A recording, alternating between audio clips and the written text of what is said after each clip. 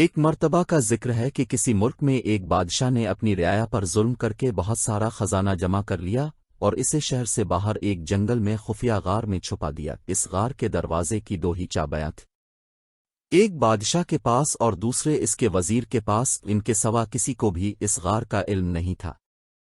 ایک دن صبح کے وقت بادشاہ خزانہ دیکھنے کے لیے غار کی طرف گیا اور دروازہ کھول کر اندر داخل ہو گیا۔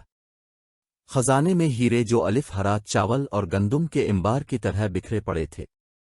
بادشاہ اس خزانے کو دیکھ کر بہت خوش ہوا، لیکن اندر آتے وقت وہ غار کا دروازہ بند کرنا بھول گیا۔ اسی وقت وزیر کا گزر اس غار کی طرف سے ہوا۔ وزیر نے جب خزانے کا دروازہ کھلا دیکھا تو حیران رہ گیا۔ وہ سمجھا کہ غلطی سے دروازہ کھلا رہ گیا ہے۔ اسی خیال کے تحت اس نے دروازہ باہر سے بند کر دیا اور محل پہنچ کر یہ بات بھول گیا۔ جب بادشاہ ہیرے اور جواہرات کا معائنہ کرنے سے فارغ ہوا تو واپسی کا سوچا، لیکن جب وہ دروازے کی طرف پہنچا تو دیکھا کہ وہ بند تھا۔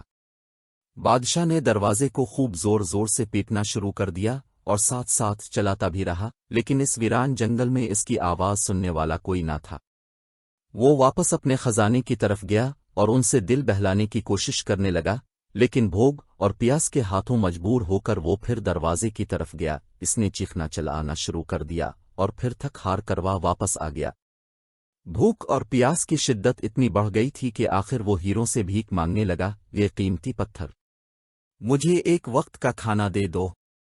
اسے یوں لگا جیسے وہ ہیرے اس کی سادگی پر زور زور سے ہنس رہے ہوں۔ اس نے ایک ہیرا الفاٹے اور زور سے دیوار پر مارا، پھر موتیوں سے اپنی فریاد کرنے لگا کہ قیمتی موتیوں مجھے ایک گلاس پانی دے دو۔ اسے لگا کہ موتی اور جواہرات اس پر ہنس رہے ہیں۔ بادشاہ کو بہت غصہ آیا، لیکن بھوک غصے پر غالب آ گئی۔ آخر بھوک کی شدت اتنی بڑھ گئی کہ وہ نڈھال ہونے لگا۔ اس نے دنیا کو پیغام دینے کے لیے زمین پر کچھ لکھا اور مر گیا۔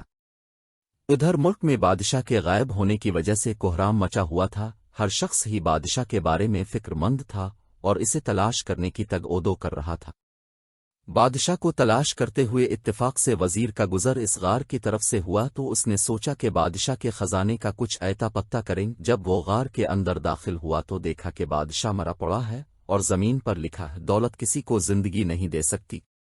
وزیر بادشاہ کی لکھی ہوئی تحریر پڑھ کر سکتے میں آ گیا۔ وہ بادشاہ کا تجربہ محسوس کر چکا تھا۔ اس نے تہیہ کیا کہ آئندہ زندگی میں وہ دولت کی بجائے انسانوں سے پیار کرے گا اور کسی کو تکلیف نہیں دے گا۔